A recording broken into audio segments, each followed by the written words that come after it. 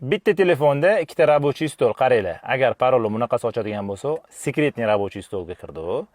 Agar parolni mamnaqasi ochadigan bo'lsa, hamma biladigan обычный рабочий stolga kirdi. Ikkinchi рабочий stol bizga nimaga kerak bo'ladi? Qaranglar, mana birinchisi обычный ishlatib yurgan telefonimizda bu yerda har doimgidek ilovalar bo'ladi, kontakt ilovalar. Agar nimadir biz sekretniy ilovalar yoki qanaqadir programmalar yoki kontaktlarni sekretniy qilib qo'ymoqchi bo'lsa, ikkinchi рабочий stolga buni qilib qo'ysak bo'ladi.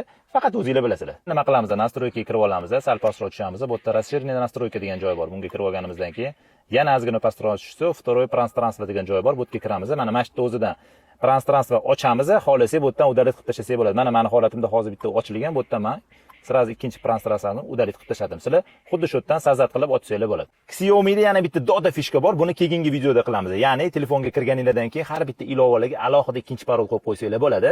Video foydali bo'lgan bo'lsa like bosinglar, saqlanib qilinglar va o'zingizlarning modelingizda telefoningizda shunaqa qilmoqchi bo'lsanglar, kommentariyaga telefoningizlarning modelini yozib ketinglar.